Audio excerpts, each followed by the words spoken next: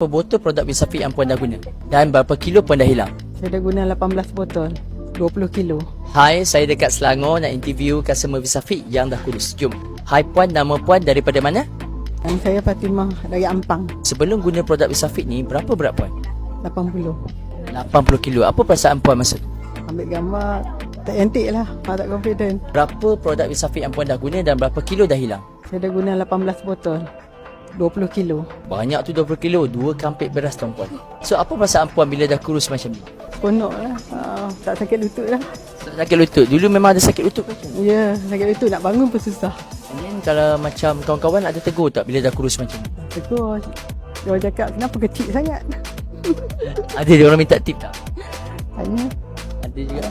So puan, boleh tak puan bagi feedback sikit apa kebaikan dan kelebihan produk Bisafiq ni? Minum ni elok lah, bukan ubat lah. Puan guna waktu bila? Ganti sarapan ke? Saya waktu malam, Waktu malam ganti?